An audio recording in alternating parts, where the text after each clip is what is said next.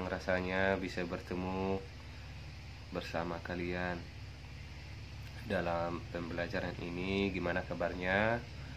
Kamu sehat-sehat ya? Jangan ada yang sakit. Tetap jaga protokol kesehatan agar kita tetap sehat ya.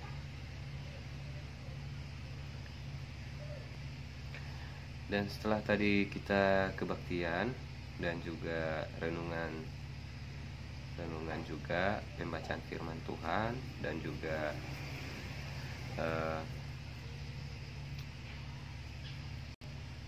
silih berganti sehingga bagus dalam pembelajaran kita. Dan kita mulai dengan pembacaan firman Tuhan, yaitu Efesus 4 ayat 32. Ya, di situ dikatakan kita harus mengampuni sesama kita sebagaimana Allah telah mengampuni kita. Ingat ya, kita harus mengampuni sesama seperti Allah mengampuni kita. Kita mulai pembelajaran kita lewat sebuah pertanyaan, yaitu bagaimana keadaannya jika di dunia ini seluruhnya manusia yang ada di bumi ini tidak mau memaafkan orang lain, atau istilahnya disebut apa yang terjadi? What happened about this moment? Jika semuanya tidak mau, tidak ada yang mau mengampuni.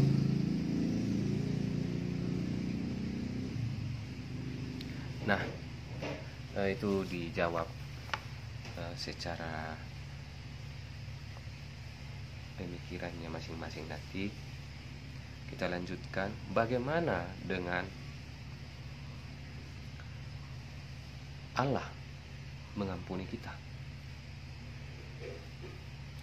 Kita tahu mulai dari awalnya manusia jatuh ke dalam dosa,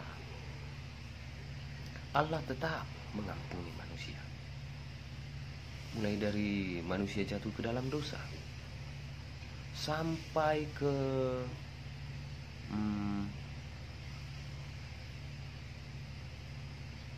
Kain Habil, sampai ke Nuh juga, Allah selalu memberikan penyelamatan.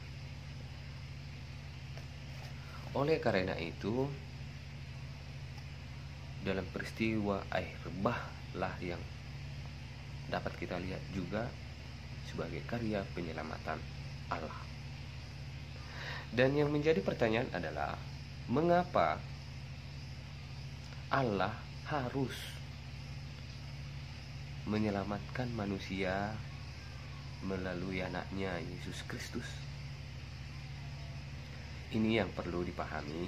Yang pertama adalah bahwa ingatlah Yohanes 3 ayat 16. Dikatakan di sana, karena begitu besar kasih Allah akan manusia sehingga dia mengaruniakan anaknya yang tunggal untuk menyelamatkan manusia. Ya, itu hal yang pertama. Dan yang kedua adalah pengampunan Allah itu tidak terbatas. Tidak terbatas dalam arti seperti dikatakan 7 kali 77 kali. Itu artinya tidak terhingga. Kita harus tetap mengampuni. Dalam hidup kita tetap silih berganti. Ada yang diampuni, hari ini diampuni, besok mengampuni, memaafkan, besok dimaafkan. Itu adalah roda dalam kehidupan. Jadi tidak boleh hanya sekali. Kita harus tetap dalam kehidupan ini. Sama seperti kita makan. Dalam makan juga kita tidak boleh hanya sekali 1 tahun, bukan? Nah, dalam hidup ini juga kita harus beriring dengan kesalahan, kehebatan, kelebihan. Semua hidup kita harus kita jalani agar tetap dalam sikap yang baik sebagai siswa. Nah, yang ketiga adalah karena Allah memang penyelamat. Ya, Allah memang penyelamat, di mana Dia terus menyelamatkan, karena manusia tidak mampu menyelamatkan sesamanya. Tidak ada manusia yang mampu menyelamatkan sesamanya. Jangankan sesamanya, anaknya saja tidak bisa diselamatkan. Sama kayak Pak Sinaga. Walaupun Pak Sinaga adalah seorang guru agama, saya tidak bisa menyelamatkan anak saya, istri saya. Tetap yang menyelamatkan adalah Allah. Karena Allah yang mampu, kita manusia tidak akan mampu. Kenapa? Karena keterbatasan kita sebagai manusia, yang bisa juga tergoda dalam beberapa hal. Misalnya pesta pora, ada seks bebas, ada juga godaan-godaan yang lain, misalnya bermain judi, yang lain, yang membuat kita terjerumus ke dalam belenggu dosa. Dan godaan-godaan yang membuat menyakiti orang, atau juga kesalahan-kesalahan yang merugikan. Nah, ini perlu dipahami, sehingga manusia tidak akan mampu menyelamatkan sesama manusia. Hanya Allah yang mampu menyelamatkan manusia, karena manusia adalah ciptaannya. Kita lanjutkan pembelajaran kita. Untuk berikutnya adalah ini ada video tentang Gordon Wilson dalam sikapnya mengampuni yang telah hampir merenggut nyawanya dan juga merenggut nyawa putrinya, dan juga tentang Yesus Kristus yang menyelamatkan perempuan berzina, perempuan zina yang hendak dihukum oleh orang-orang Farisi.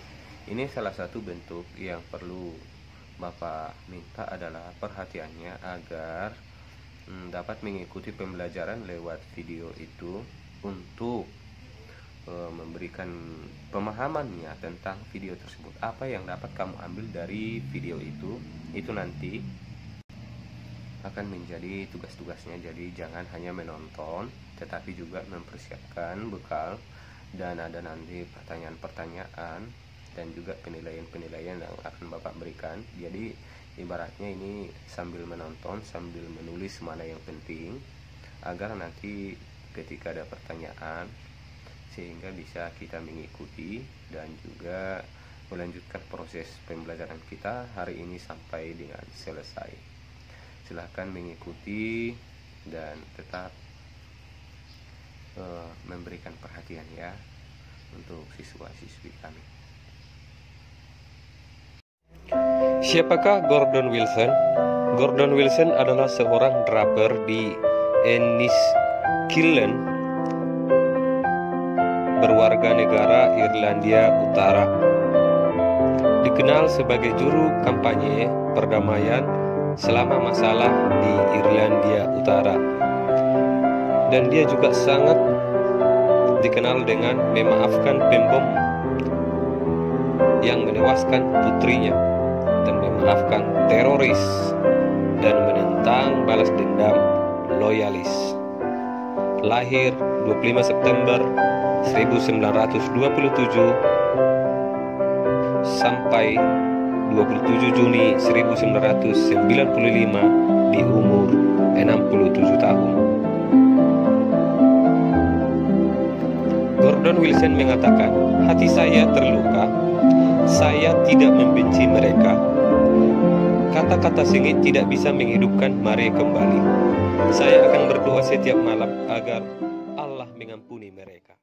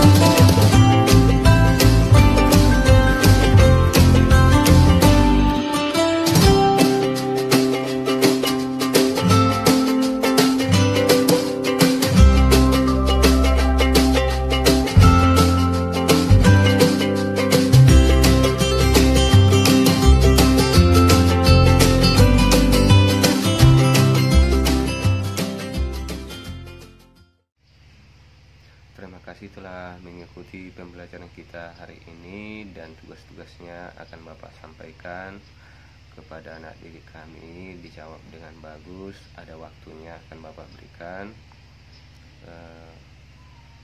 untuk dijawab, dan tadi sudah kita laksanakan semuanya. Kita akhiri pertemuan kita lewat doa agar kiranya pembelajaran ini bermanfaat dan juga semakin mendekatkan diri kita kepada Tuhan. Kita berdoa. Terima kasih Tuhan buat penyertaan-Mu pada hari ini. Kami telah selesai menyelesaikan pembelajaran kami. Dengan ampunan-Mu ya Tuhan, menjadi sumber inspirasi bagi kami, agar kami dapat saling mengampuni sesama kami. Dan terima kasih juga ya Tuhan buat pelajaran yang Kau berikan kepada kami, yang membukakan hati dan menambah ilmu kami dalam hal mengampuni. Terima kasih ya Tuhan, pada hari ini melalui anak-Mu Yesus Kristus kami berdoa dan mengucap syukur. Amin. Kita akhir perjumpaan kita bertemu di pembelajaran selanjutnya. Shalom.